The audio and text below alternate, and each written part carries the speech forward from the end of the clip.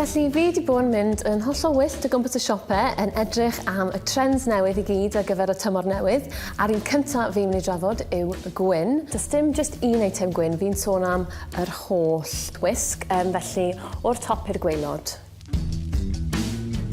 Felly'r eitem gyntaf fi'n mynd i sôn am yw'r siwmper yma fan hyn.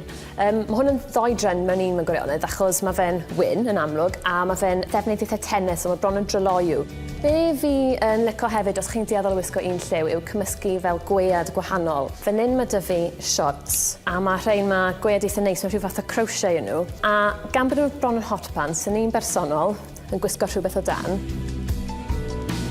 Ac yn amlwg gan fod y tywydd yn mynd yn fwy braf, sbectol haul, a fi'n licio siâp rei, mae siâp yn boblogaidd achos maen nhw'n eitha fel mod eitha 60au. Fi'n credu trend ar gyfer pobl hyderus.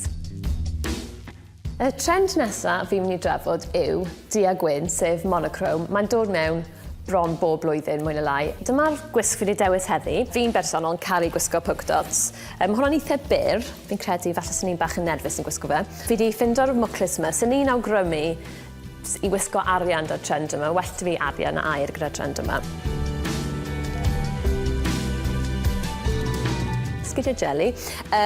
Eto, rhain yn rhad iawn ac yn trend sy'n mynd i gario chi drwy'r haf i gyd. Falle sy'n ni'n gwisgo sanau gwyn dyn nhw o bosib, ond os dim rhaid yn amlwg. Felly, ie, trend gret ar gyfer tymor yma.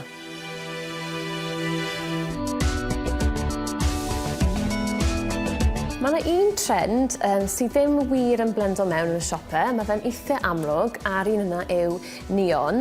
Gallwch chi weld does dim gwisg gyflawn fan hyn achos sy'n ni'n argymell peidio gwisgo gyflawn achos mae peryg i chi edrych bach fel glow stick. Yr eitem gyntaf fi wedi dewis yw'r top yma.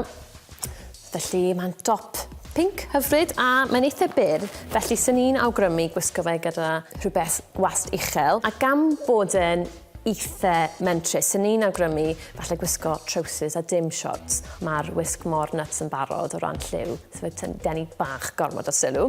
Jacket, siâp hyfryd, eitha syml. Nawr, os chi ddim yn teimlo'n ddigon hyderus i wisgo'r top a'r jacket yma, rhywbeth gallech chi wneud, a fi wedi wneud yn hunan, yw jyst gwisgo sanau, felly defnyddio'r lliw sy'n ar drend o roi nhw yn y sanau. A mae pethau gwahanol gallech chi wneud i fynd gyda trend, sef mae 'da fi lipstick fan hyn sy'n gymharol llachar a'r nail varnish i weddi dyn nhw. Fi wir yn fan o nail varnish a lipstick sy'n matcho.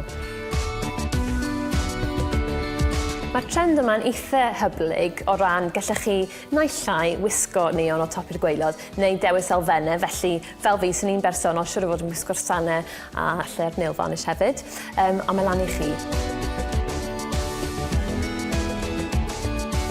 Trend fi'n mynd i sôn am yn olaf yw yn hoff trend, sef melyn. Nawr mae sawl ffordd gallech chi wneud hwn. Yn bersonol sy'n ni jyst yn gwisgo un eitem, achos os chi'n gwisgo melyn o'r top i'r gwaelod, chi'n mynd i edrych fel yr haul neu fel ciw bach. Yr eitem gyntaf fi'n mynd i gyfeirio ato yw yn amlwg, chi ffylu colli nhw fan hyn, sef coesau banana. Nawr, yn amlwg, maen nhw'n eitha mentrus, ac bod fi'n dueddol o wisgo'n gymharol blaen, rai fi weid, fi'n credu sy'n ni actually yn gwisgo rhain. A fi wedi cyfeirio eto at y sgidiau sieli yma, fan hyn. Drwy gyfuno melyn a'r sgidiau yma, chi'n gwisgo doi drend ar yr un pryd, sy'n wych.